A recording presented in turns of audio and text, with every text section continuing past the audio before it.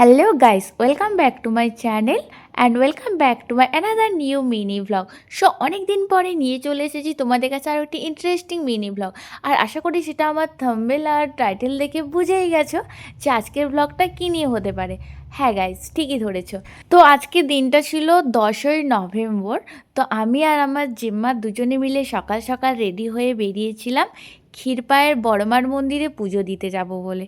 তো আমরা সকাল সকাল রেডি হয়ে বেরিয়ে গেছি রাস্তাতে। তো দেখো আমার গ্রামের প্রকৃতির দৃশ্য দেখতে দেখতে তো আমরা চলে এসেছিলাম বাস স্ট্যান্ডে। যদিও আমাদের বাসে যাওয়ার কোনো চিন্তাভাবনা ছিল না, কারণ বাসে আমরা যেতে পারবো না।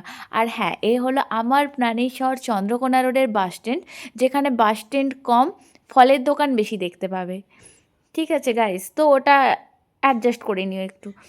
তো যাই হোক, ওই ব্যাপারটা একটু ইগনোর করে দেখো, হ্যাঁ এটা আমাদের বাস স্ট্যান্ড। তো বাস স্ট্যান্ড থেকে এখানে টোটো স্ট্যান্ডও রয়েছে। তো আমরা ভেবেছিলাম এখান থেকে সোজা টোটোতে করে যাব, কারণ না খেয়ে বাসে যাওয়া ইম্পসিবল, আমার পক্ষে তো কোনো মতেই সম্ভব নয়।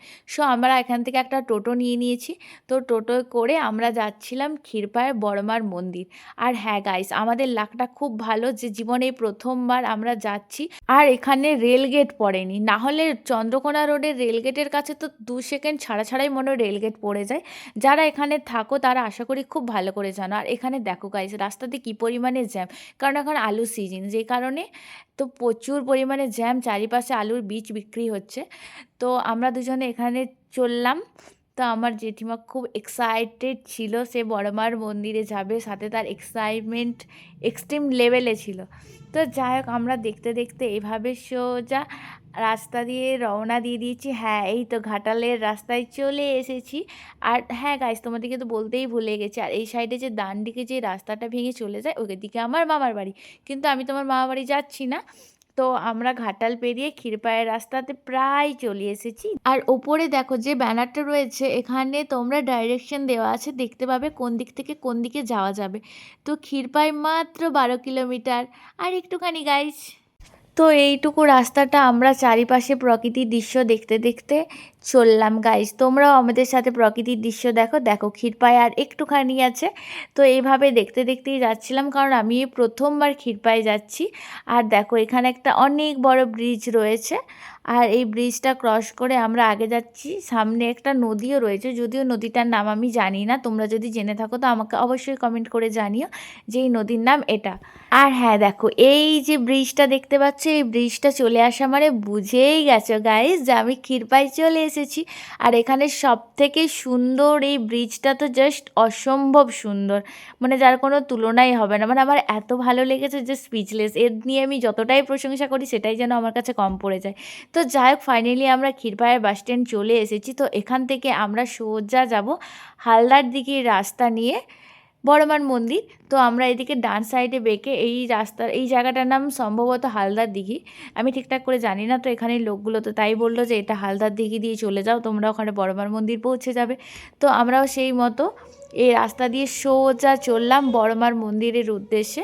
তো তোমরাও আমাদের সাথে সাথে চলো, কারণ হয়তো সামনাসামনি তোমরা আসতে পারছো না, কিন্তু আমি তোমাদের সাথে পুরোটা শেয়ার করব। তো স্কিপ না করে পুরো ভিডিওটা দেখো। আর আমি প্রায় বড়মার মন্দির চলেই এসেছি। আর হ্যাঁ, আমি পৌঁছাতে পৌঁছাতে তোমরা যারা এখনও আমার চ্যানেলটি সাবস্ক্রাইব করোনি, যাও জলদি জলদি চ্যানেলটা সাবস্ক্রাইব করে পাশে বেল আইকনটা প্রেস করে দাও, যাতে আমার ভিডিও সবার আগে তোমাদের কাছে পৌঁছে যেতে পারে। আর এদিকে দেখো, তোমাদের সাথে গল্প করতে করতে আমি তো বড়মার মন্দিরের কাছে এসে পৌঁছে গেছি। তো এখানে ফার্স্টে আমি কি করব, এখানে জুতোটা খুলে আগে হাত পাটা ধুয়ে নেব। তো হাত পা ধুয়ে এখানে ডালি নিতে হবে, পুজোর ডালি। তো আমি তাই কারণে এখানে হাত পা ধোয়ার জন্য চলে এসেছি। তো আমার জেম্মা ফার্স্টে হাত পা ধুয়ে নিল, এরপরে আমি গেছিলাম এখানে হাত পা ধুতে।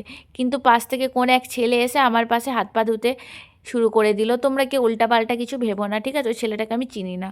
তো এখানে আমি হাত পা ধুয়ে চলে এসেছিলাম ডালি নেওয়ার জন্য।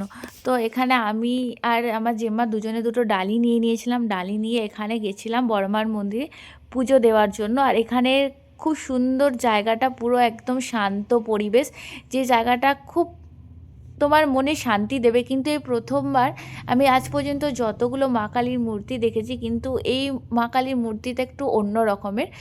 এত বড় মা কালীর মূর্তি এর আগে আমি কখনো দেখিনি। আর এখানে আরেকটা সুন্দর বিষয় হলো যে তুমি তোমার নিজের পুজো নিজে দিতে পারবে, এখানে কোনো পুরোহিত থাকে না। তো আমি আমার নিজের পুজো এখানে নিজে দিয়েছি, নিজের মনের ইচ্ছা মায়ের কাছে জানিয়েছি। আর আমি শুনেছি যে ক্ষীরপায়ের বড় মানে কি সবার মনের ইচ্ছা পূরণ করে। তো আশা করি আমারও মনের ইচ্ছা পূরণ করবে, আর আমার মনের ইচ্ছা যদি পূরণ হয় সেই ভ্লগ আমি তোমাদের সাথে অবশ্যই শেয়ার করব আবারও। আর এখানে খুব সুন্দর আহামরি মার্বেলের ঝকমক মন্দির না, বাট মন্দিরটা খুব মনোরম একটা জায়গা যেখানে তোমাকে মনে শান্তি দেবে। তো যাই হোক, তোমাদের সাথে গল্প করতে করতে দেখো এদিকে আমার পুজো দেওয়া কমপ্লিট হয়ে গেছে। তো পুজো দেওয়া কমপ্লিট হতে আমরা এখানে জুতো পরে বেরিয়ে গেছিলাম যে কোনো কিছু খাবো। তখন বাজে প্রায় 1:30 বেজে গেছে, সকাল থেকে কিচ্ছু খাইনি। তো যে কারণে আমি আর আমার জেম্মা চললাম দুজনে এখানে খাবার খেতে। অনেক খুঁজে খুঁজে দেখলাম যে এখানে খাবারের জায়গা আছে, তাই আমরা এখানে চলেই গেলাম খেতে। গিয়ে দেখলাম যে এখানে লুচি, তরকারি, মুড়ি, ঘুগনি, চপ, বেগুনি সমস্ত কিছু পাওয়া যায়। তো আমরা এখান থেকে নিয়ে নিয়েছিলাম মুড়ি, ঘুগনি, একটা চপ আর হচ্ছে বেগুনি, কারণ আমরা একটু খেতে বেশিই ভালোবাসি, এক কথায় বলতে পারো ভোজন রসিক। তো যে কারণে আমাদের একটাতে হয় না, তো আমরা এই কারণে এখানে চপ, বেগুনি, মুড়ি, ঘুগনি সমস্ত কিছু নিয়ে খেয়ে নিলাম। কারণ এরপরে আমাদেরকে বাড়ি ফিরতে হবে, আর বাড়ি কী করে ফিরবো আমরা তো নিজেরাও জানি না, আর কতক্ষণ লাগবে তাও জানি না। যে কারণে এখানে আমরা খাবারটা মন ভরেই খেয়ে নিলাম। আর খাবারটা সত্যি কথা বলতে এখানে খুবই টেস্টি ছিল। এখানে খাবারের কোয়ালিটিও খুব ভালো ছিল। তোমরা যদি বড়মার মন্দিরে আসো পুজো দিতে, অবশ্যই তোমরা এখানে খাবার খেতে পারো, বাড়ি থেকে ক্যারি করে আনার কোনো দরকার নেই, এখানে খাবার নিঃসন্দেহে ভালো। তো মুড়ি, চপ, ঘুগনিটা তো ভালোই ছিল। এবারে লুচি তরকারি কেমন ছিল আমি বলতে পারবো না, কারণ আমি এমনিতেই লুচি খেতে পছন্দ করি না, আর আমি লুচি খাইও না, তাই ওটা রিভিউ আমি তোমাদেরকে দিতে পারলাম না। তবে মুড়ির রিভিউটা তোমাদেরকে আমি দিলাম যে খুবই সুন্দর এখানে, আমারও খুব ভালো লেগেছে, আমার জেম্মারও খুব ভালো লেগেছে, মানে এক কথায় মন ভরে গেছে। আর দেখো গাইস, এদিকে আমরা খাবার খেতে বসেছি। খাবার খাচ্ছে কম, আমার জেম্মা তো এখানে লোকজনের কাছে গল্প করছে বেশি। তার মানে এখানে সমস্ত ডিটেলস তার চাই, এত তার কিউরিয়াসিটি মনের মধ্যে, আর কি বলবো তোমাদেরকে, বলার আমার কিছুই নেই, তোমরাই শোনো। তাকাও এদিকে, বলো তোমার বড়মার মন্দিরে এসে কেমন লাগলো? আর এখানে দেখো চারিপাশে শুধু সবুজ আর সবুজ। যদিও এটা আমার কাছে নতুনত্ব নয়, কারণ আমি একজন গ্রামের মেয়ে, আর যারা গ্রামের আশা করি তাদের কাছে এটা নতুনত্ব কিছু হবে না। তো যাক, এখানে খাবার দাবার খেয়ে আমরা টোটোয় করে বেরিয়ে গেছিলাম, আবার যাব বাস স্ট্যান্ডের ওখানে। দেখা যাক যদি টোটো মিলে ভালো, না হলে বাড়ি তো আমাদেরকে যেতে হবে না, বাসেই যেতে হবে কষ্ট করে গাইস। তো দেখো এসে পৌঁছে গেছি, একটা টোটো নেই এখানে। যদিও টোটো আছে, কেউ বলছে না যে আর আমার বাড়ির ওখানে যাবে, মানে চন্দ্রকোনা রোড কেউ যাবে না, কারণ অনেকটাই দেরি হয়ে গেছে। এমনিতে অর্ধেকের বেশি তো সব খেতে চলে যাচ্ছে, যে কারণে এত দূরে তো কেউ যেতেই চাইছিল না।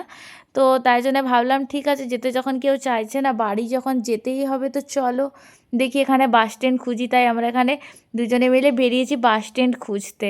বাস স্ট্যান্ড খুঁজতে খুঁজতে তো একটা টোটো কাকুর সাথে দেখা হয়ে গেল, তো সে আমাদেরকে বললো ঠিক আছে তো চলো পৌঁছে দেবো। ও বাবা, সে আমাদেরকে অর্ধেক রাস্তা পর্যন্ত নিয়ে গেল, পুরো তো চন্দ্রকোনা রোড ছেড়েই দিয়ে গেল না, যাই হোক টাউন পর্যন্ত নিয়ে এসেছে। সেই ভেবে আমি অনেক খুশি হয়েছি, কিন্তু এবার টাউন থেকে তো বাড়ি যেতে হবে, তো টাউন থেকে আমরা চলে গেলাম বাস স্ট্যান্ডে, বাসে উঠে আমার বাড়ির উদ্দেশ্যে। আর দেখতে দেখতে আমিও চলে এসেছি চন্দ্রকোনা রোড বাস স্ট্যান্ডে। তো এখান থেকে আমি সোজা যাব বাড়ি। তো আমরা এখানে বাস থেকে নেমে গেলাম। তো বাস থেকে নেমে এখানে দেখো গাইস, এই সেই আমার আবার বাস স্ট্যান্ড কম ফলের দোকান বেশি, আমাদের বাস স্ট্যান্ড চন্দ্রকোনা রোডে। তো এখান থেকে তো আমরা হেঁটে হেঁটে যাচ্ছিলাম। তো গিয়ে একটা অটো নিয়ে এখান থেকে আমরা বাড়ি যাব, বা টোটো যেটা পাই সেটা নিয়ে বাড়ি যাব। তো সেটাই খোঁজাখুঁজি চলছে, অনেক খোঁজাখুঁজি করে ফাইনালি বাস স্ট্যান্ডের বাইরে বেরিয়ে একটা টোটো পাওয়া গেছে। তো এই টোটোয় করে আমরা এখন বাড়ি চলে যাব, কিন্তু আমার জিম্মা তো বাড়ি যাবে না এখন। তো সেই কারণে আমরা এখন এখান থেকে যাব পার্লারে, তার নাকি কী সব কেনার বাকি রয়ে গেছে এখনও। তো দেখো, আশা করি তোমরা এই পার্লারটা সবাই কম বেশি চেনো, যদি আমি সেভাবে আমার পার্লারে আসা যাওয়া নেই, কিন্তু আমার জেম্মা আসে যায়। তো সে তার ওখানে পার্লারে গিয়ে তার কয়েকটা জিনিসপত্র নিয়ে নিচ্ছে, জিনিসপত্র নিয়ে আমরা সোজা যাব বাড়ির উদ্দেশ্যে। দেখো এখানে চলে এসেছে কি প্রজাপতি লেডিস বিউটি পার্লার। তো এখানে এসে সে তার জিনিসপত্র নিয়ে নিয়েছে। তো জিনিসপত্র নিয়ে আমরা বেরিয়ে গেছি। দেখো এইটা হচ্ছে আমার গ্রামের ভিউ, চারিপাশে ধান পেকে একদম হলুদ হয়ে আছে, একদম সোনার বাংলা এক কথাই আমার লাগছে। তো যাই হোক, দেখতে দেখতে আমরা চলে এসেছি আমার বাড়ির কাছে। একদম দেখো guys, this is my home. তো আমি আমার বাড়ি চলে এসেছি। তোমরা যারা আমার বাড়ি দেখোনি এখনো পর্যন্ত দেখে নাও, এটা হচ্ছে আমার বাড়ি। তো আমি বাড়ি পৌঁছে গেছি। এরপরে বাড়ি এসে অনেকটাই সন্ধে হয়ে গেছিলো, তো ড্রেস চেঞ্জ করে ফ্রেশ হয়ে নিয়ে আমার মা পিঠে বানাচ্ছিল, তো পিঠে খেয়ে আমি ঘুমিয়ে যাব। গুড নাইট গাইস, সবাই ভালো থেকো, আবার দেখাবো অন্য কোনো একটি ভিডিওতে। বাই।